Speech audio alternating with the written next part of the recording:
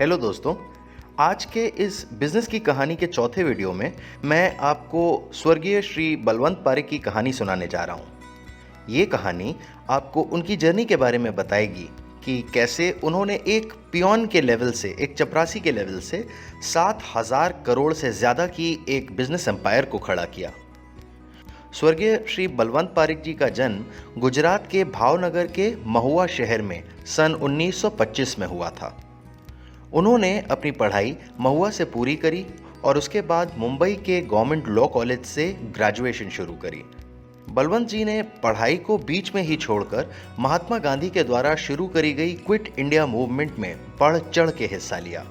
अपने शहर महुआ में रहकर उन्होंने कई सामाजिक आयोजनों में हिस्सा लिया और फिर अगले साल मुंबई वापस जाकर अपनी लॉ की पढ़ाई को पूरा किया। हालांकि उन्होंने कानून की पढ़ाई तो ज़रूर पूरी कर ली थी, लेकिन जिस तरह से इस प्रोफेशन में झूठ का बोलबाला था, उसकी वजह से उन्होंने कभी भी वकील की तरह काम नहीं किया। इसकी जगह उन्होंने मुंबई में एक डाइंग और प्रिंटिंग प्रेस में काम करना शुरू कर दिया। कुछ समय बाद उन्होंने एक लकड़ी के व्यापारी के यहाँ चपरासी की नौकरी ज्वाइन कर ली। वो अपनी पत्नी श्रीमती कांताबेन के साथ वहीं उस बिजनेस के वेयर हाउस या गोडाउन में ही रहकर काम किया करते थे। कुछ समय बीतने के बाद उनकी मुलाकात एक इन्वेस्टर मोहन भाई से हुई, जिसने उनकी बिजनेस की स्किल्स को देखकर उनको प्रमोट किया। फिर उन्होंने साइकिल, सुपारी और पेपर के डाइज का भारत में आयात करने का काम शुरू कर दिया। वो उसके कुछ समय बाद अपने भाई, अपनी पत्नी और अपने बेटे के साथ सायन के एक फ्लैट में शिफ्ट कर गए। श्री पारिक ने फिर एक जर्मन कंपनी को ज्वाइन कर लिया जिसका नाम था फेडको।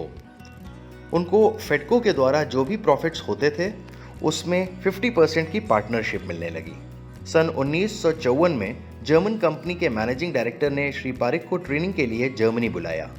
उनके उस ट्रेनिंग से भारत लौटने के कुछ समय बाद ही उस कंपनी के एमडी की मृत्यु हो गई। श्री पारिक भारत में उस जर्मन कंपनी को रिप्रेजेंट करने वाले इकलौते व्यक्ति थे। फिर जब उस कंपनी ने भारत में अपने आप काम करने का डिसाइड किया, तब श्री पारिक ने अपने भाई के साथ डाई और केमिकल का काम करना शुरू कर दिया और इस कंपनी का नाम रखा पारिक डाईकेम इंडस्ट्रीज। उस समय भारत में फर्नीचर का बिजनेस काफ़ी अनऑर्गेनाइज्ड था। फर्नीचर में कौन से एडहेसिव का प्रयोग होना है, ये ज़्यादातर बढ़ई या कारपेंटर्स ही डिसाइड करते थे। इस अपॉर्चुनिटी को श्री पारिक ने अच्छे से समझा, मार्केट रिसर्च करी और अपने भाई सुशील जी और अपने छोटे भाई नरेंद्र जी के साथ मिलकर उन्होंने पीडीलाइट कंपनी की स्थापना करी। पीडीलाइट के नाम में पीडी पारिक डाईकेम के नाम से लिया गया था। इस कंपनी का पहला प्रोडक्ट था फेविकोल। कोल का जर्मन में अर्थ होता है दो चीज़ों को जोड़ने वाला। अपने इस प्रोडक्ट के लिए शुरू से पीडीलाइट ने अपने प्रोडक्ट्स की क्वालिटी पर ध्यान देना शुरू कर दिया और बढ़ई या कारपेंटर्स को इन चीज़ों के बारे में बताने के लिए उन्होंने कई सारे कैंपेन्स किए।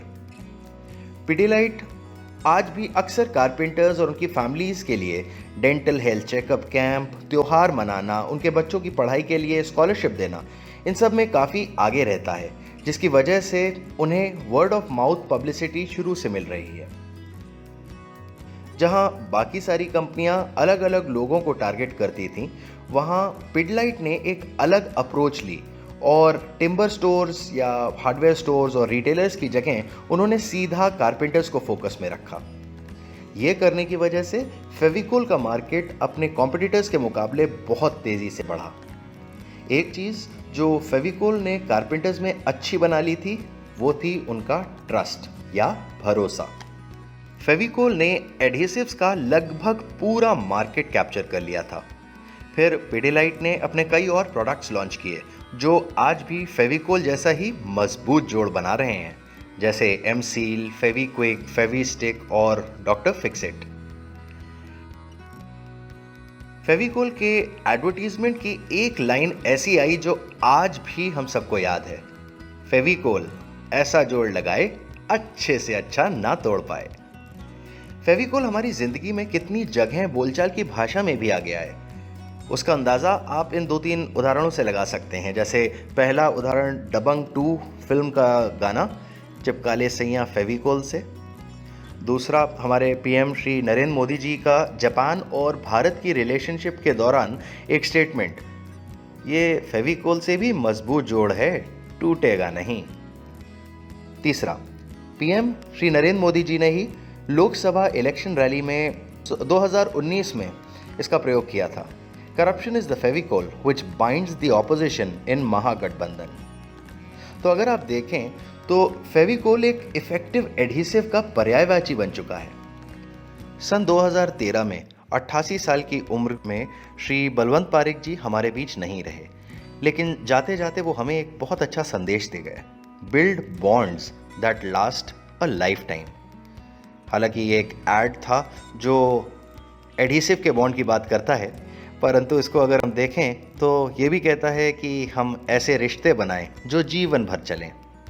उस समय Shri Parikh ji Forbes Asia's India rich list में 45वें नंबर पर थे और उनकी नेटवर्थ उस समय $1.6 बिलियन या 7,000 करोड़ रुपए से ज़्यादा की थी। अगर पारिक साहब की कहानी को ही देखें तो इसमें कुछ ऐसी चीज़ें मिलती हैं जो एंटरप्रेन्योरियल माइंडसेट दर्शाती हैं, जिनका प्रयोग आप भी कर सकते हैं। आप इन चीज़ों के विषय में और जानने के लिए इसी चैनल के कुछ और वीडियोस को भी देख सकते हैं। पारिक साहब की कहानी से सीखने वाली चीज़ें हैं, पहली, मार्केट रिसर्च। जैसे अपने समय के अनस्ट्रक्चर्ड फर्नीचर मार्केट को श्री पारिक ने रिसर्च किया। Second, unique product idea. उस समय भारत में ऐसा कोई यूनिक प्रोडक्ट अवेलेबल नहीं था जो इस मार्केट को केटर कर रहा हो।